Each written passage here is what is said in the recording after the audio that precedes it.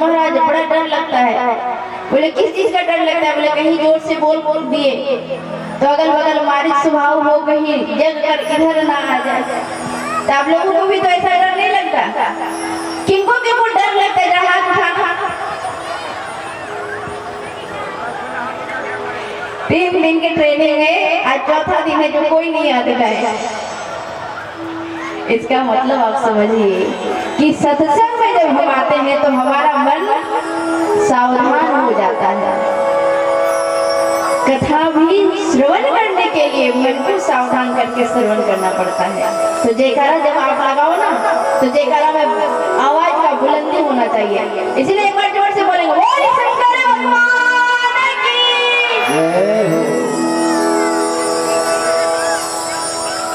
मैं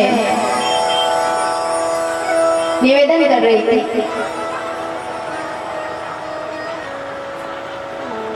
कि अगर कथा में हम कथा प्रेमी बन जाए, हनुमान जी के जैसा, जब हम कथा करते हैं या कोई भी कथा करे तो एक बड़ा सुंदर निवेदन करते हैं कि आइए हनुमंत विराजे,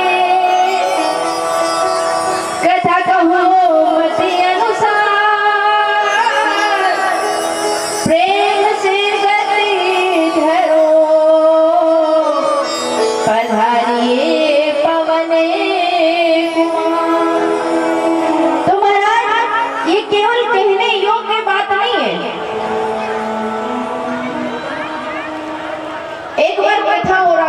एक संत जी कथा कर रहे थे तो उन्होंने भी बड़ा सुंदर यही कहा, क्या ये हनुमंत विराजे।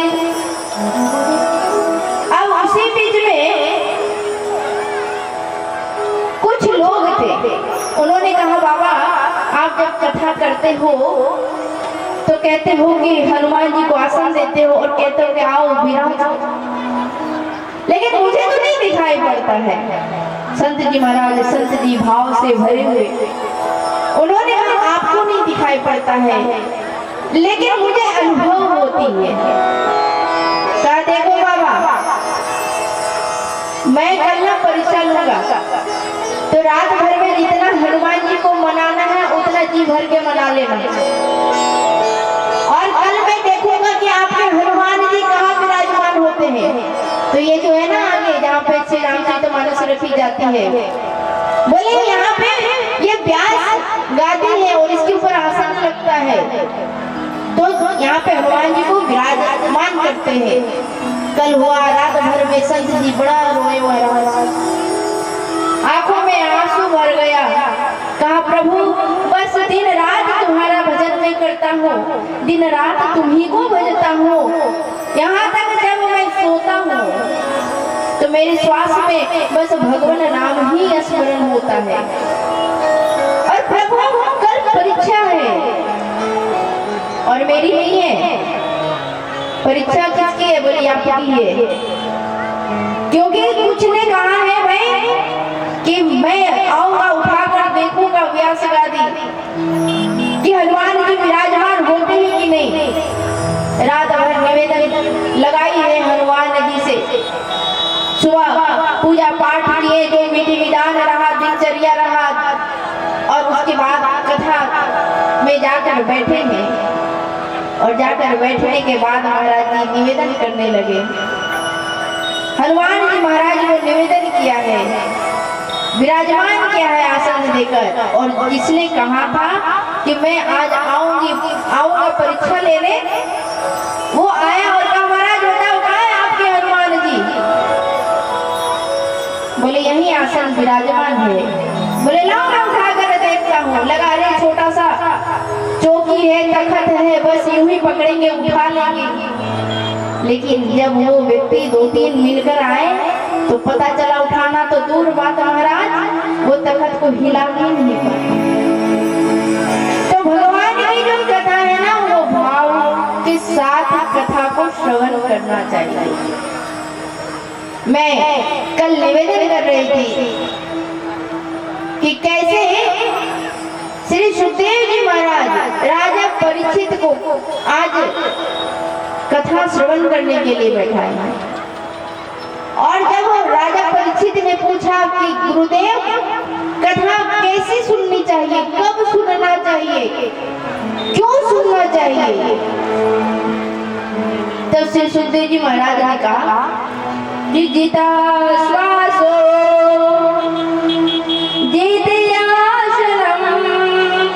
कहा कि अपने आसन पे जो विजय प्राप्त कर ले, नियंत्रण कर ले। कब सुननी चाहिए कथा? बोले कथा एक बार, दो बार, तीन बार नहीं सुनना है। बोले कथा को सदा सेव्या श्रीमदे भागवती कथा यस्या श्रवेण मात्रेण परिचितवे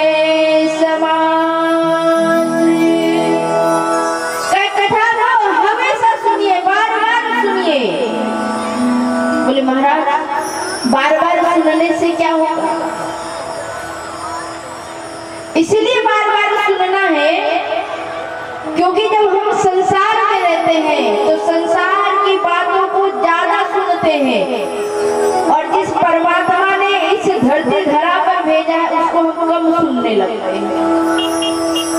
तो इसीलिए शरीर को अगर स्वस्थ रखना है तो भोजन स्वस्थ होना चाहिए, स्वच्छ होना चाहिए, शुद्ध होना चाहिए। क्यों? क्योंकि अगर भोजन में अशुद्धता आ जाएगी तो मन भी, और मन बिगड़ेगा तो वाणी बिगड़ जाएगी। इसीलिए हमारी जो माताएं होती है ना तो भोजन को बड़ा पवित्र भाव से बनाती हैं। आप देखेंगे कोई त्योहार होगा, कोई पर्व होगा या छठ पूजा जब होता है तो माताएं बड़ा शुद्ध रूप से बनाती हैं। तो ऐसा नहीं है कि जब कोई पर्व हो, कोई त्योहार हो तभी हम शुद्ध रूप से बनाएं और जब कुछ ना हो तो क्या करें? सोएंगे, जागेंगे और रसोई में चले जाएंगे क्या? बोले नहीं। बोले अगर हम प्रत्येक दिन उस ठाकुर जी की पूजा करते हैं तो भोजन भी प्रत्येक दिन जो ठाकुर जी को भोग लग जाए वैसा भोजन आपको बनाएंगे, यानी उतना शुद्धता से आप बनाएंगे। अब आपको लगेगा कि महाराज मैंने भोजन तो बड़ा अच्छा बनाया लेकिन भगवान आकर खाए ही नहीं।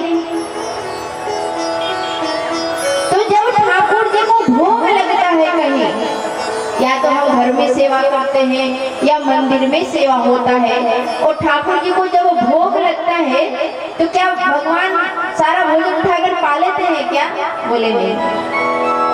उसमें जो अंश होता है उस अंश को भगवान ग्रहण करते हैं। तो जब भोजन शुद्ध होगा तो मन शुद्ध होगा और जब मन शुद्ध होगा तो वाणी शुद्ध निकलेगी और जब आपकी वाणी शुद्ध निकलेगी महाराज तो यकीन मानिए आपके घर में महाभारत तो कम से कम नहीं होगा। और कहीं भोजन अशुद्ध हो गया तो वाणी भी अशुद्ध नहीं हो जाएगी। और जैसे ही वाणी बिगड़ेगा, अगर कहीं झगड़ा होता है ना तो उस झगड़ा के तह तक आप जाइए कि झगड़ा क्यों हुआ, तो उसका एक ही सूत्र आपको मिलेगा कि पहला वाणी ही किसी का खराब हुआ था, फिर इतना झगड़ा बढ़ गया। दुनिया का छोड़िए, महाभारत का झगड़ा एक वाणी के कारण, एक हंसी के कारण पूरा महाभारत। हंसी क्या था? द्रौपदी जी ने यही तो कहा था ना, ये अंधा का पुत्र अंधा होता है। एक वाणी का नियम, वहीं से तो महाभारत प्रारंभ हुआ ना, बाद में पूरा लीला हुआ। तो शरीर को स्वस्थ रखने के लिए शुद्ध भोजन की आवश्यकता होती है। उसी प्रकार जिस प्रकार शरीर में जब तक हम भोजन न डालेंगे शरीर अच्छा नहीं रहेगा, उसी प्रकार जब तक मन में भजन नहीं डालेंगे मन अच्छा नहीं रहेगा। तो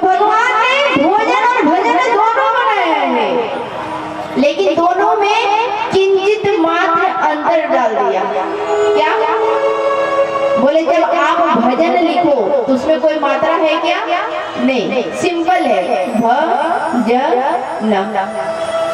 लेकिन जब आप भोजन को लिखिए तो भोजन के ऊपर मात्रा है कि नहीं है? भोजन, भज पर मात्रा आ गया। इसका मतलब कहने का तात्पर्य क्या है? बोले महाराज भोजन करना है तो पेट का जो लिमिटेशन है उतना ही में करो, और नहीं तो पता चले कि बगल वाले के यहाँ कहीं शादी विवाह का आयोजन हो रहा है और बड़ा टेस्टी टेस्टी रसगुल्ला बट रहा है फ्री में, तो लगा महाराज चलो आज तो निमंत्रण है, एकदम चकाचक प्रसाद पाएंगे, रसगुल्ला दबा के जहाँ 4 कैपेसिटी है पचाने का वहाँ हमने 8 डाल दिया, और जैसे ही 8 डाला सुबह हो गए 9, 3, 4, 8 दूध डाला आपने, लेकिन सुबह गड़बड़ हो गया भोजन मात्रा में। लेकिन भजन, बोले भजन में मात्रा मत करना, भजन जितना भगवान नाम जप कर सकते हैं, भजन में जितना आप मात्रा बढ़ा सकते हो। लेकिन हम कहाँ रह रहे हैं? संसार में। संसार का मतलब क्या है? संसरति इति संसारा, जो सदैव सरक रहा है, और हमने उल्टा कर दिया, भजन गिनकर करते हैं। ओए हमने आज 108 नाम जप कर लिया है, बड़े बड़े संत कहेंगे आज तो हमने 10,000 नाम कर लिया है, कोई तो कहते भाई मैंने 2 लाख कर लिया है। तो भजन को हम लोग काउंटिंग में डाल दिए, मात्रा में डाल दिए, और भोजन को अनलिमिटेड कर दिए, और इसको जैसे ही उल्टा हमने किया सब गड़बड़ हो गया महाराज। एक बार जरा दोनों हाथ उठा के प्रेम से बोलेंगे राधे राधे राधे राधे। लेकिन इसको जैसे ही हम सुधारते हैं, जैसे ही बदलते हैं, जरूरी नहीं महाराज कि हम अचानक करेंगे, नहीं, धीरे ही सही भजन हम धीरे धीरे ही बढ़ाएंगे।